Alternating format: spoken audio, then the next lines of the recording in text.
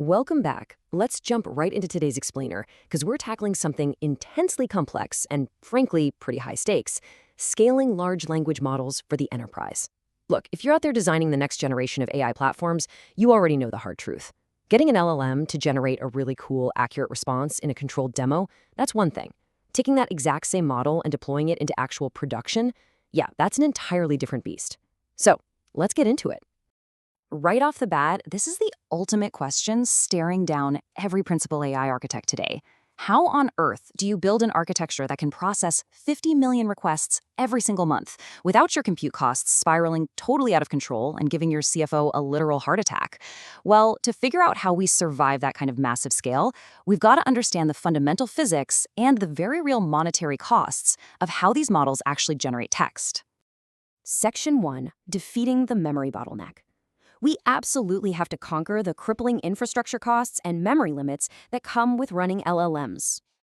Okay, so it all starts with a specific mechanism inside the model's memory called the KV cache. This stores previously computed keys and values. Why do we need this? Well, language models generate text one single token at a time. Without the KV cache, the model would be forced to recalculate the entire sequence of previous tokens just to spit out the next single word. It would be agonizingly slow. So the KV cache is absolutely crucial. It speeds things up dramatically. But it comes with a massive, and I mean massive, trade-off in memory consumption. To put that trade-off into perspective, let's look at the actual math. The formula for calculating KV cache size is 2 times your layers times sequence length times hidden dimension times the bytes per element. Let's plug in a real-world scenario, okay? Imagine we're running a 70 billion parameter model. It's got 80 layers, and 8 192 context length, and 8 192 hidden size, and we're running it in 16-bit floating point, which is 2 bytes per element.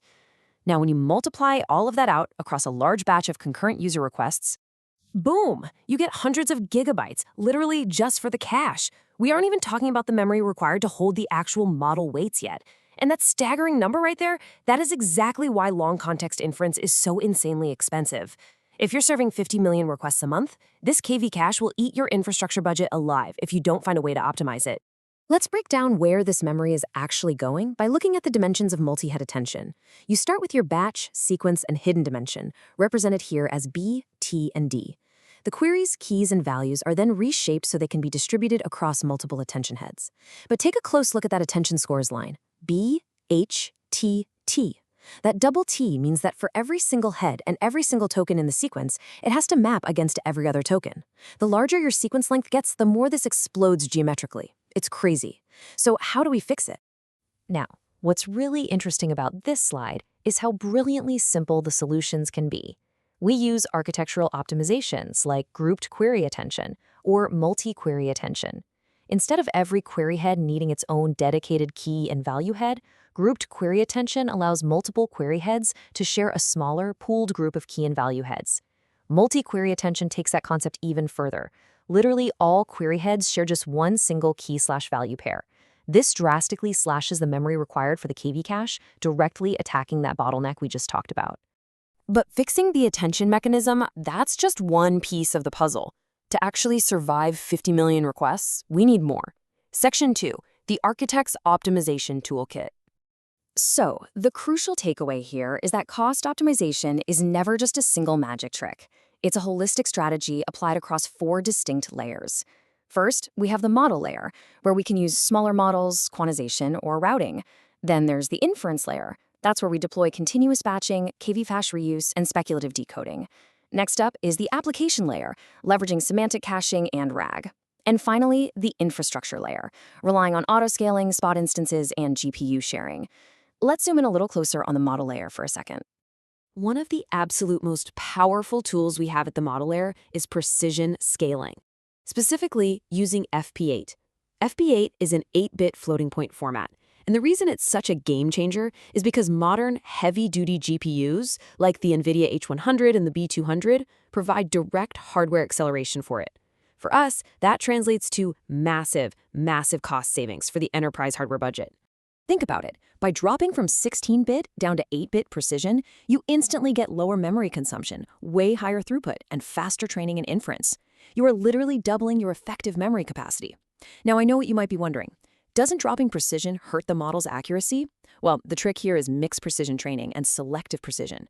You keep the highly sensitive mathematical operations running at a higher precision while smartly scaling down the less sensitive calculations to FP8. It's the best of both worlds. While we're still poking around inside the model layer, there's another architectural shift that completely changes the game. Section 3, Mixture of Experts Explained. A mixture of experts model, or MO, moves completely away from a traditional dense architecture. Instead of having one massive network that activates completely for every single word, an MOE contains multiple specialized expert networks and a router. It's kind of like a highly specialized consulting firm. You wouldn't ask your HR expert to solve a complex IT server outage, right? Same logic here.